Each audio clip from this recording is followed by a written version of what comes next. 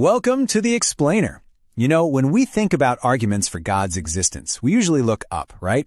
To the stars, the complexity of the universe. But what if one of the most famous arguments doesn't start with the cosmos at all, but with a feeling, something deep inside the human heart? So, it all starts with a feeling I'm pretty sure we've all had at some point. A deep, kind of unquenchable longing.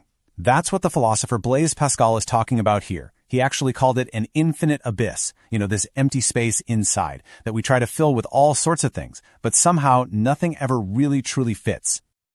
All right, so Section 1, a hole in the heart, the universal craving.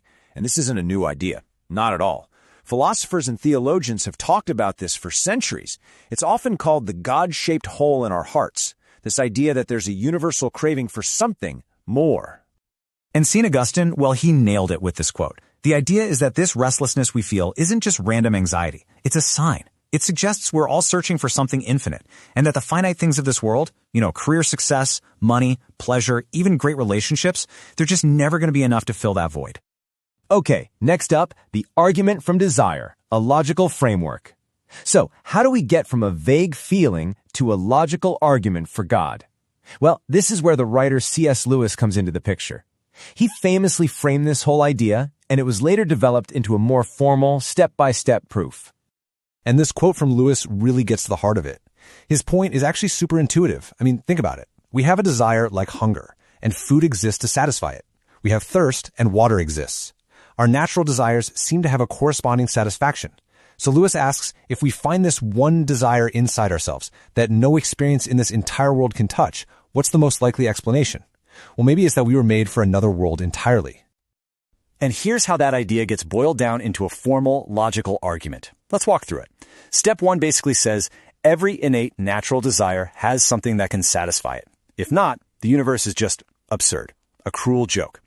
Step 2, let's assume the universe is not absurd. It makes sense. Well, if you accept that, then it follows that every innate desire must have a corresponding satisfaction.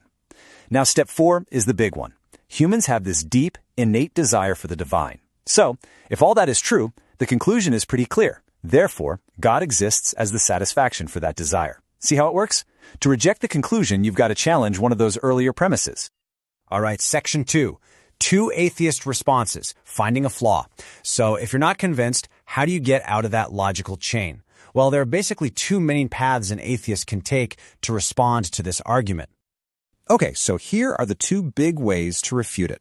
The first option is to deny the desire itself. You attack that 4th premise. You basically say, hey, this universal desire for the divine you're talking about, I don't have it.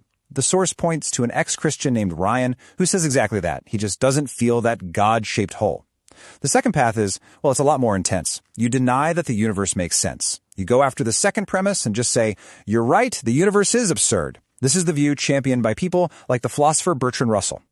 And man, Russell does not pull any punches. His view is incredibly stark. He's basically saying that science reveals a cold, meaningless universe where everything humanity has ever built will eventually be destroyed. And his advice? Don't run from that truth. Instead, build your life on what he calls a firm foundation of unyielding despair. It's a really bold, defiant stance, just accepting that the universe is completely indifferent to our deepest longings. So this leads to our next section. Embracing an absurd universe, the price of disbelief. And this is where things get really fascinating. Because the source argues that for a thoughtful atheist, it's often more intellectually honest to go with Russell's bleak view than it is to pretend that deep desire for meaning doesn't exist at all. Right, so that's the big question. Why choose despair over God? And the logic, according to the source, is that it's just really, really difficult to honestly deny that we have these deep longings for meaning, for purpose, for life beyond the grave. So instead of pretending that powerful desire isn't there, it can actually feel more intellectually consistent to just accept it, but conclude the universe is meaningless and will never satisfy it. And C.S. Lewis really highlights what he saw as the impossible tension here. He talks about this hopeless disharmony it creates within us. How can you truly experience something as profound as love if you simultaneously believe that all of its beauty is just a momentary, accidental pattern of atoms colliding? There's a huge disconnect, a fundamental clash between our deepest feelings and a purely materialistic view of the universe.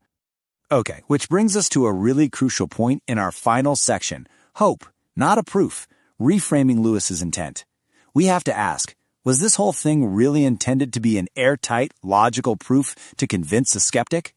And the source here concludes that it's pretty unlikely this argument is going to persuade a committed atheist. So maybe its real value isn't as a tool of persuasion. Maybe it's more of a diagnostic tool. Its real power could be in how it shines a spotlight on that fundamental conflict, the huge gap between what our hearts seem to long for and what a godless universe can actually provide. And this is so important to understand.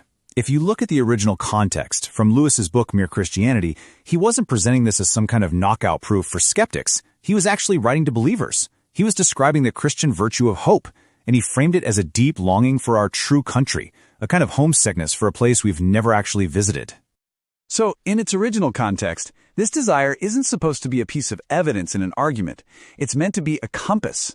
For the believer, it's something to keep alive, a constant reminder that their main goal in life is to press on toward that other country, their ultimate heavenly home. And this brings us right to the author's final, pretty blunt conclusion, that for someone like Bertrand Russell, accepting a universe of unyielding despair isn't just an unfortunate intellectual outcome.